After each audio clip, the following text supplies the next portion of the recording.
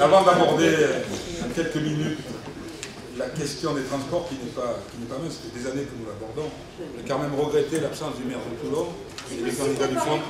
L'absence, oui. Vous entendez là?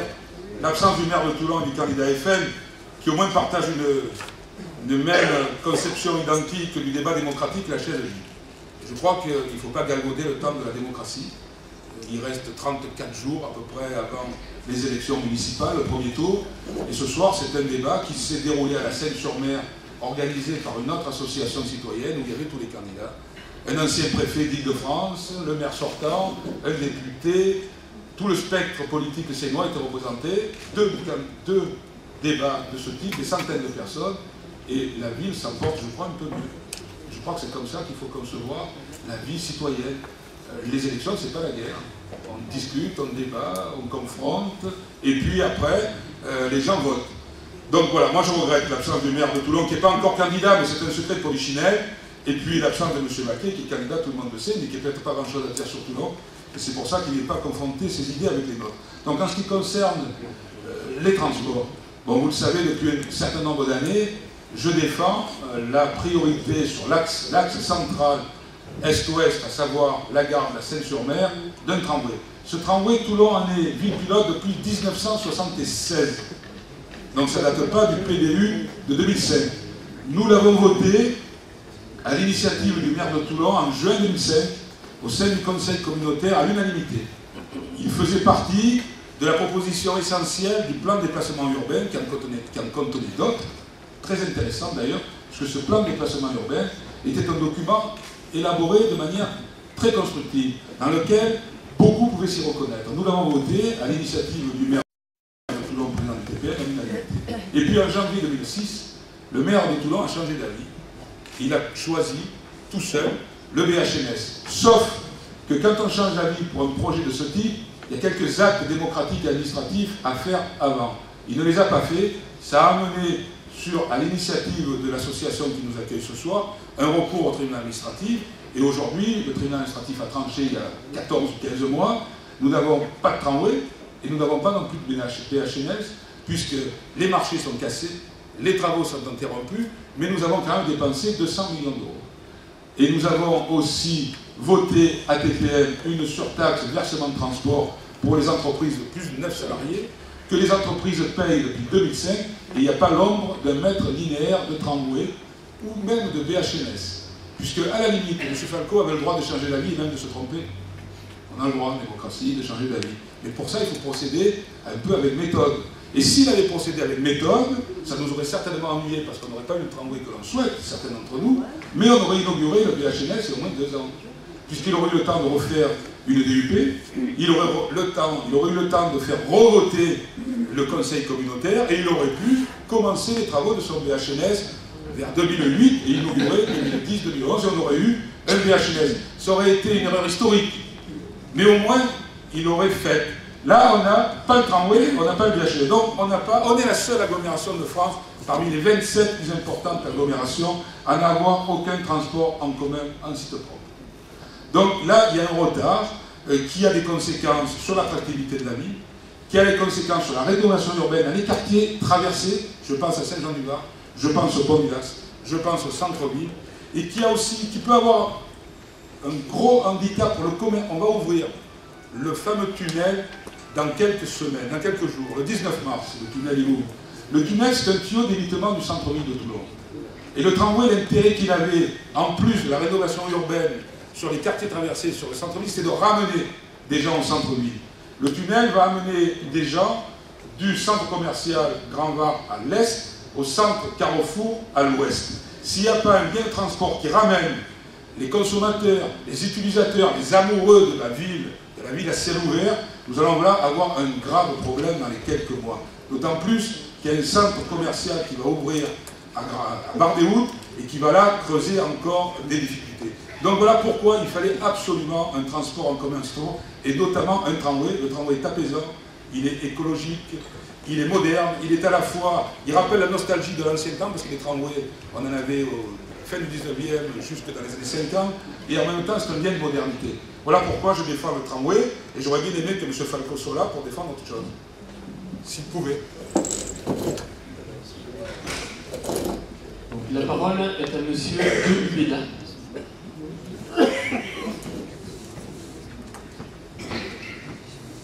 Oui, sur les questions, je regrette aussi, bien sûr, mais c'est Toulon. On a l'habitude on a l'habitude à Toulon, malheureusement, de cette vie démocratique pauvre et qui est rendue pauvre par les gens qui se trouvent au pouvoir. Voilà. Sur la démocratie communale.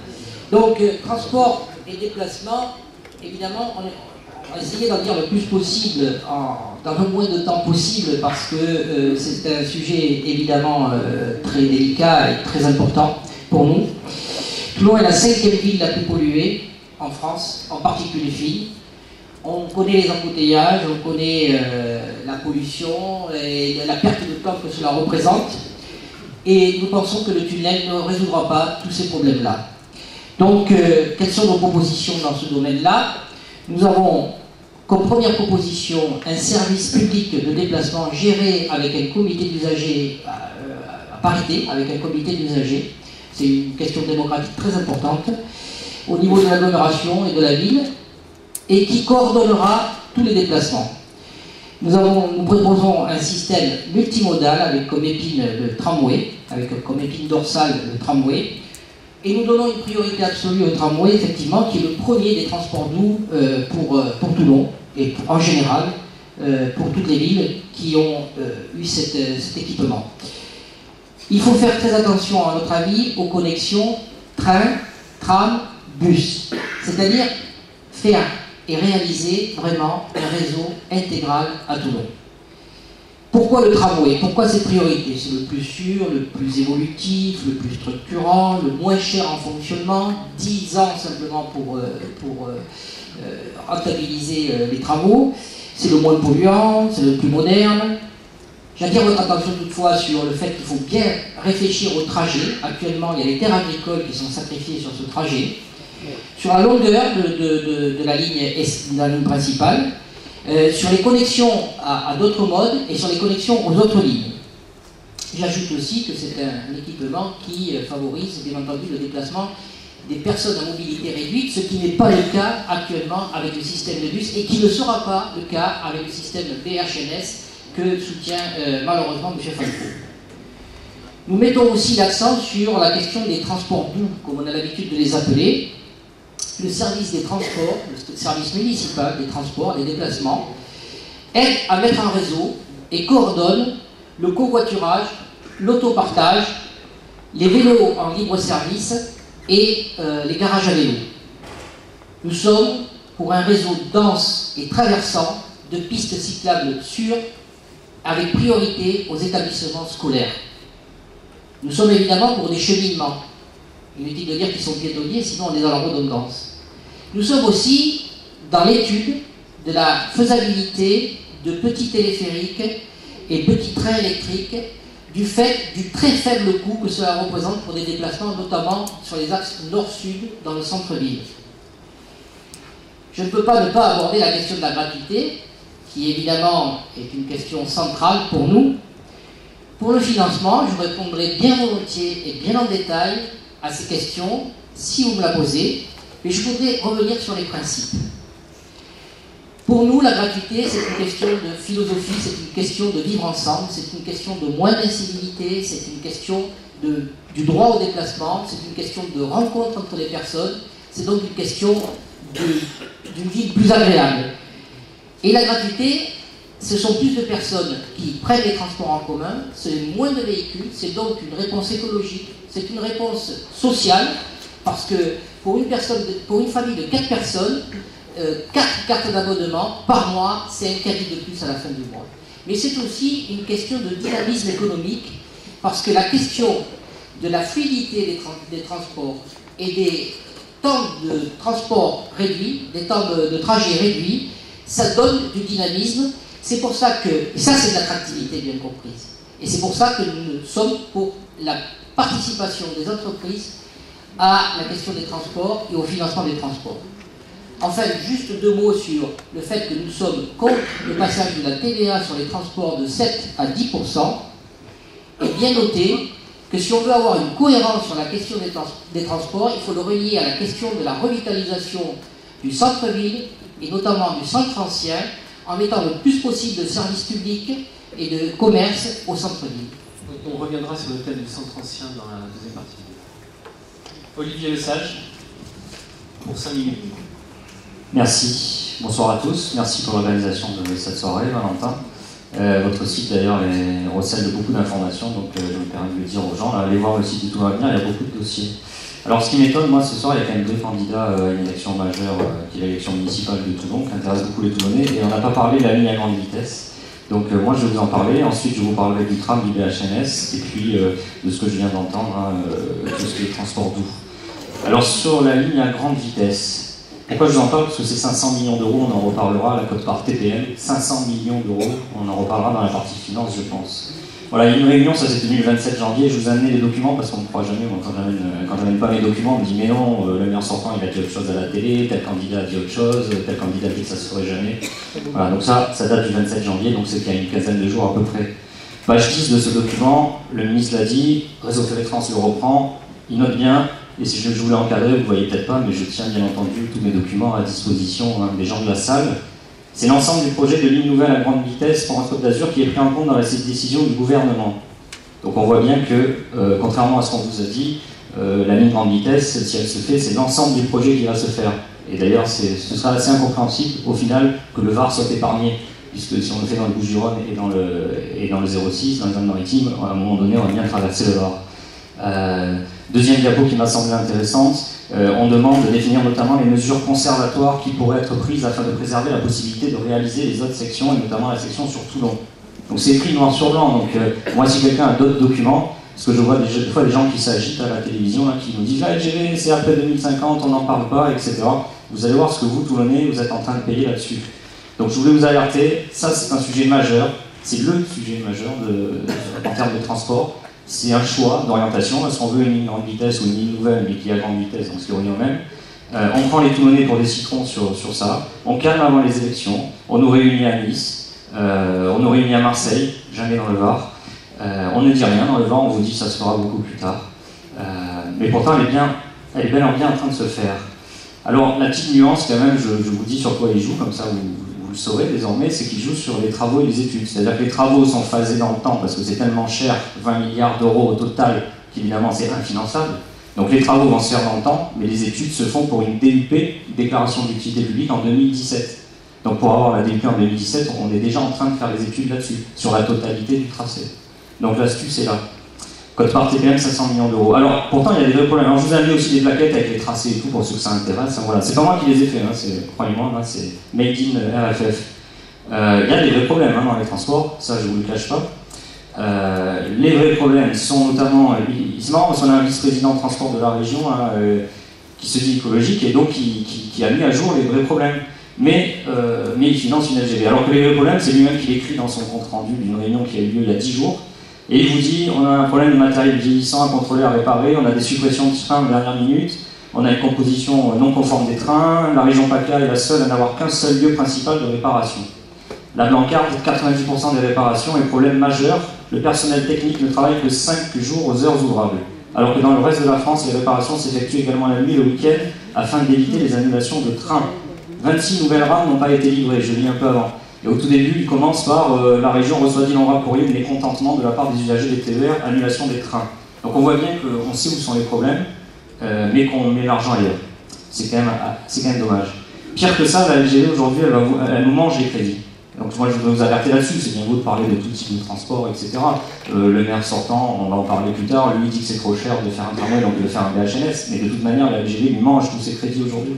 Donc, une minute, ça va être dur, je vais dépasser, c'est pas grave. Vous avez l'Association de financement des infrastructures de transport de France, donc c'est celle qui paye le réseau. Aujourd'hui, elle vous dit, et c'est une réunion qui a eu lieu le 6 février, donc c'est encore plus récent, elle vous dit rien en faveur des contrats plan État-région 2014-2020 qui financent notre déplacement de proximité par le rail, le TER. Donc on voit bien qu'il n'y a plus de budget là-dessus. Donc on a un service TER dégradé, On parle de RER Toulonnais comme on a en région parisienne, ce qui serait pas mal pour nous, mais pour les Toulonnais et puis pour venir au travail, pour éviter ces flux de voitures dont on a parlé tout à l'heure. C'est pas demain la veille, puisqu'il n'y aura plus d'argent, puisque tout est mis dans une ligne nouvelle, dite LGV ou ligne nouvelle. Alors, nous, ce qu'on demande, si vous nous suivez et si vous nous donnez les moyens d'agir demain au conseil municipal, c'est effectivement une réorientation des sommes colossales qui sont aujourd'hui attribuées dans un projet unique vers les transports de proximité, et notamment vers ce RER. On va parler du tram de la HNS très rapidement, parce qu'il y a un gros débat qui est devenu politique. Moi, ça me gêne qu'un débat technique pour les Toulonnais soit devenu politique. Aujourd'hui, vous avez un candidat ou deux candidats qui proposent du tram, vous avez le maire sortant qui aujourd'hui propose un bus amélioré, on se bat à coups de chiffres, on dit mais suivant la densité de population, si on a plus de 8000 habitants par kilomètre carré, à ce moment-là il faut du tram parce que le tram a plus de capacité, mais si on regarde sur Wikipédia, Toulon c'est 3000 habitants par kilomètre carré, donc en fait ça va dépendre du tracé du tram, il y a des endroits ça justifie, des endroits ça justifie pas. Écoutez, nous à l'Alliance écologiste indépendante, on a fait quand même pas mal d'études. On propose un système simple, on propose un axe, une colonne vertébrale en tramway est-ouest, mais plus raccourci que celle qui est aujourd'hui proposée parce que quasi réalisable, et on propose en arête de poisson, alors du câble, des bus, du Vélib, enfin toute une intermodalité qui fait qu'on pourra faire du nord-sud plus facilement et qu'on aura une grande capacité sur l'axe est-ouest. Mais ceci dit, ce qu'on veut, c'est surtout la rapidité, ça suffit. Là, on en a vraiment marre, quel que soit le maire sortant, que ce soit l'opposition, enfin, quand on est tourné, on ne comprend pas. Donc ça suffit. Si demain on a les manettes, je vous promets qu'à chaque conseil municipal, on va remettre ça sur le tapis pour que ça aille vite. Il faut que dans la prochaine mandature, les travaux soient bien engagés et qu'on ait déjà qu'on puisse tirer la quintessence de ce moyen de transport. Voilà, sur notre site internet, quand il sera en place, vous y verrez aussi des idées innovantes de bus qui peuvent rouler au-dessus des voies routières. C'est un projet chinois. Les Chinois ils sont beaucoup critiqués, mais ils ont beaucoup d'argent, donc ils innovent plus que nous, on peut très bien copier ça. Voilà en ce qui concerne les transports. Merci. Merci aux candidats qui nous ont présenté des axes de leur programme sur la partie transport. On va continuer sur la partie transport avec quelques questions des journalistes.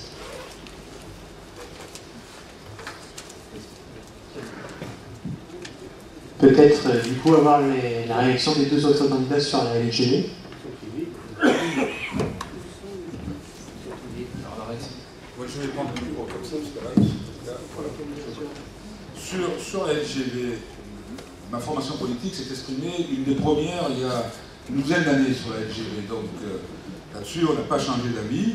Je souhaite une LGV qui relie Marseille à Toulon et Marseille à Nice, avec une gare au centre-var. Je souhaite une LGV centre-var.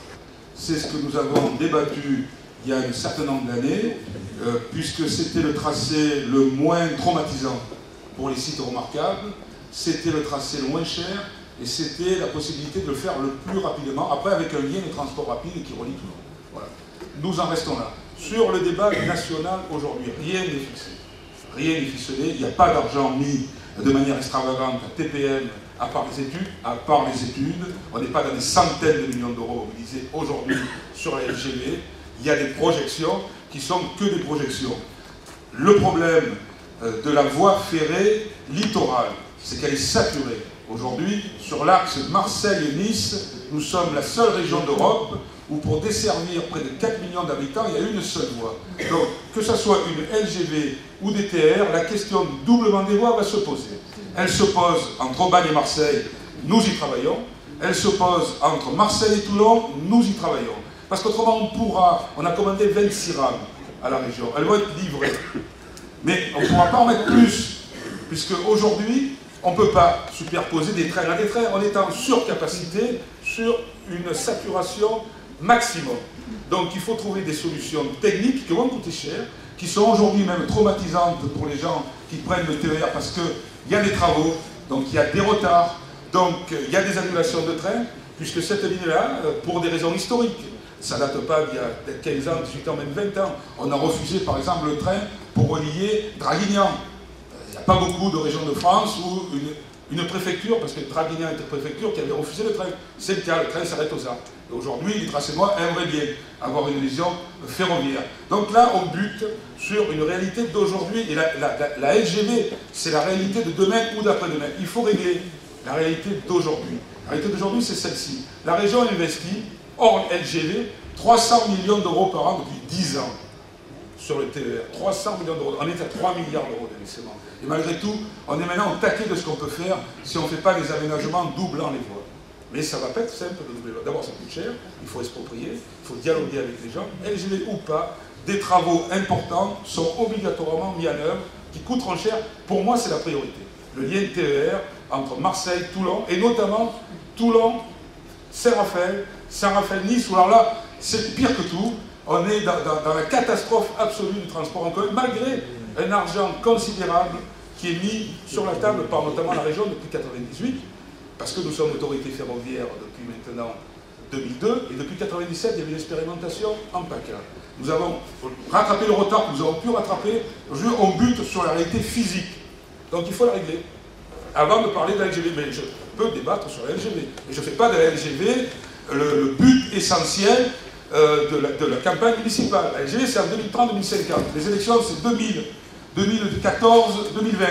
Donc c'est là-dessus. Et donc le tramway, aujourd'hui, pour les Toulonnais, c'est quand même quelque chose qui est plus, comment dire, d'actualité que la LGV. Et je ne veux pas faire peur aux gens en même temps, en agitant sur la LGV. Bon, le train, on a fait peur au Tracédois il y a un siècle et demi, on a vu dans quel état ils sont aujourd'hui. André Dubutal. Oui, sur la question de la LGV, comme sur toutes les autres questions, il s'agit de choix politiques. Et dire le contraire, c'est tromper les gens. Donc nous sommes en face de choix politiques à faire. Pour notre part, bien que nous n'ayons pas tranché sur cette question au sein de notre liste, j'avance les enjeux suivants. Il y a une question de dynamisation économique de la région. Il y a la question de la saturation. En train, en ligne, des lignes ferroviaires et en véhicules. Qu'est-ce qu'on préfère? Plus de véhicules ou du ferroutage? Qu'est-ce qu'on préfère? Plus de véhicules ou les transports passagers en train? Il me semble que de ce point de vue-là, la réponse est toute trouvée. La priorité sera au train, même si, effectivement, la question de la LGV n'est pas et ne sera pas au centre des débats de ces élections municipales pour des raisons évidentes. Nous sommes en faveur du train plutôt que de la voiture. 10 secondes pour vous dire qu'elle n'y sera pas pour vous. Les gens nous disent pourquoi ils payent des impôts. J'ai la convention de partenariat de financement de la LGV, et puis je vais vous montrer quand même de signature, c'est intéressant, on s'arrêtera là. Michel Vauzel signe ici, sur un TGV passe partout, donc vous êtes en contradiction, Robert, mais c'est pas grave. Et Hubert Falco signe ici. Voilà, donc juste pour vous expliquer qu'aujourd'hui vous payez beaucoup d'impôts pour ça, après le reste. Évidemment que le train est plus favorable, la LGV ne fait pas du tout de ferroutage, donc travaillez sur ce dossier. Nous on y travaille, je vous dis que c'est un massacre pour la ville de Toulon, surtout en termes d'imposition. Évidemment qu'il faut améliorer nos transports du quotidien, et si on arrive à réorienter cet argent qui part en fumée dans des études qui ne cessent de se refaire sur une ligne à grande vitesse dont on n'a nul besoin, pourquoi gagner 8 minutes pour vous faire un Toulon-Paris à coût de 20 milliards d'euros la ligne? Donc vous êtes dans l'hérésie, j'espère que vous changerez d'avis. Voilà, on peut passer à autre chose pour moi. Alors, juste pour vous dire que vous pouvez aussi poser des questions, il y a des papiers qui sont à l'entrée, et il y a Jacques et Roland qui vont pouvoir les distribuer dans la salle pour que vous puissiez écrire des questions pour nous les transmettre. On ne prendra pas toutes les questions parce qu'on ne pourra pas. Mais en tout cas, n'hésitez pas à le faire. Alors, notre question tout de suite. Sinon, nous, on en avait une avec pour Toulon Avenir à poser aux candidats.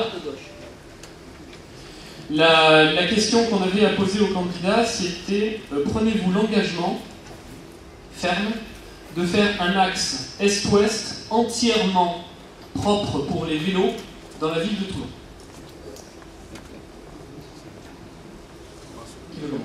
C'est bon, ce genre de questions, tu peux en poser 10, hein. Enfin surtout en ce qui nous concerne. La réponse est oui.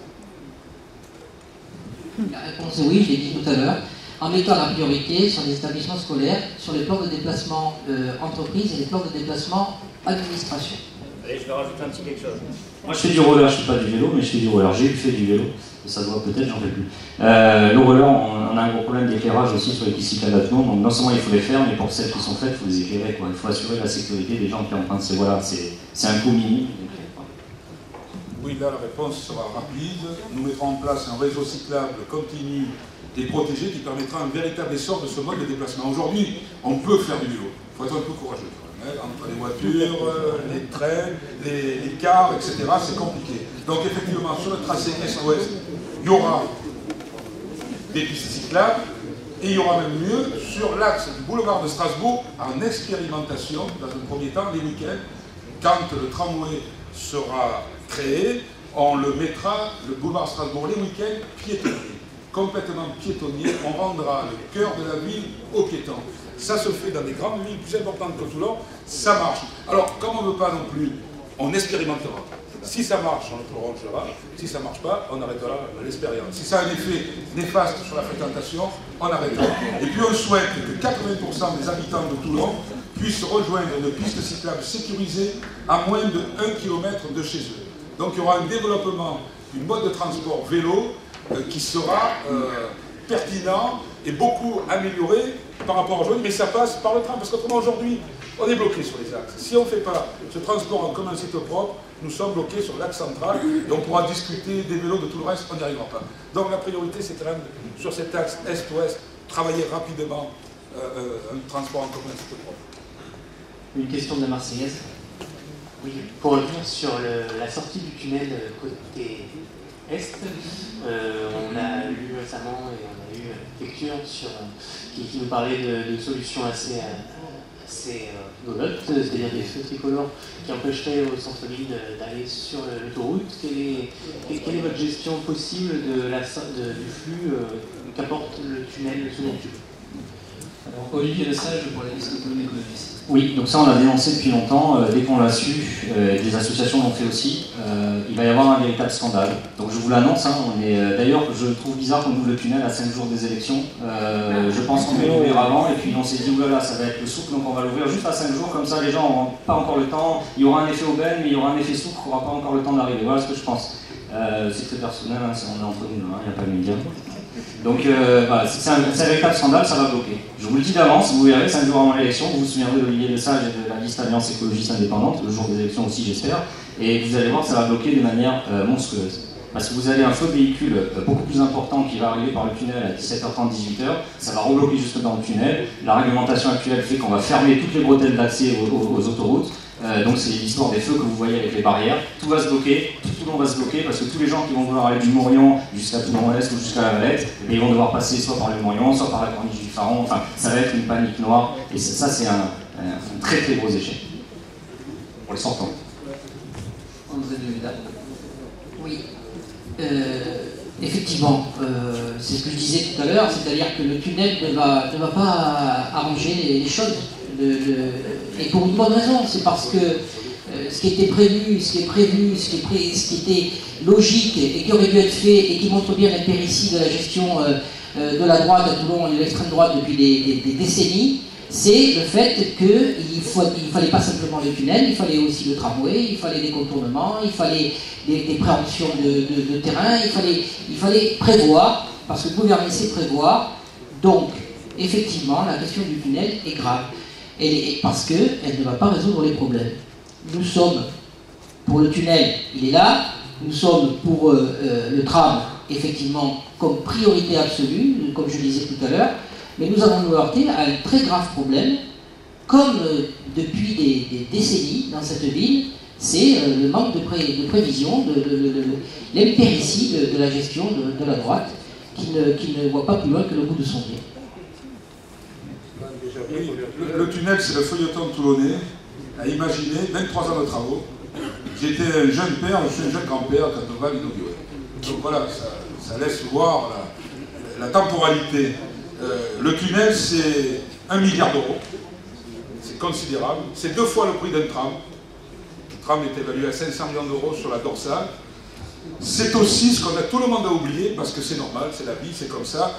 En 86, quand Pierre Méniory, ministre des Transports et du Logement, a donné l'autorisation, parce que c'est un maître ouvrage État, a donné l'autorisation de creuser sous la ville de Toulon, il y avait 3 conditions. Il y avait le tunnel, ok, après un vrai débat. Le tunnel n'est pas sorti comme ça. Il y avait l'ouverture de la voie ferrée. Il y avait aussi un très beau projet de Campenan-Bernard, qui était un pont qui reliait l'Est et l'Ouest sur la rade, qui aurait été un outil touristique assez exceptionnel, mais il y a une question de défense nationale, ça a été évacué aussitôt sorti. Et il y avait le tunnel. L'État a tranché pour le tunnel, à deux autres conditions. Le tunnel de Toulon, concomitamment, la contournante nord et le tramway. C'était le projet global des fonctionnaires de l'État de l'époque. Et il y avait une cohérence, parce qu'ils prévoyaient à 500 000 habitants, nous y sommes, et même un peu plus. Et donc il faut que l'aération totale de ce territoire, et c'est pour ça que les fonctionnaires, les hauts fonctionnaires du ministère de l'Équipement est prévu pour aérer, désengorger totalement le site, tunnel, contournante nord et tram. Aujourd'hui, vous allez avoir un tunnel dont l'élargissement à 2 fois 3 voies à l'est n'est pas fait. C'est ça la grave question. C'est qu'on a fait 800 mètres d'élargissement parce qu'on n'avait pas l'argent pour faire jusqu'à 3 km. Or, nous allons commencer les travaux dans quelques mois pour la seconde phase de l'élargissement, et c'est là que les dégâts sur le flux de véhicules vont commencer. Parce que quand les travaux à l'est de Toulon vont recommencer dans quelques mois, avec l'argent normalement d'Escota, on va refaire une chicane, et c'est pour ça qu'il y aura des déviations dans le centre-ville, personne ne dit, ce qui est un vrai scandale vis-à-vis des Toulonnais, mais c'est exactement ce qui va se passer. Il aurait fallu faire l'élargissement en même temps que l'ouverture du tunnel. Or, on va le faire dans une seconde phase. Donc imaginez, on va sortir du tunnel, des travaux qui vont recommencer, sans tramway, sans contournante.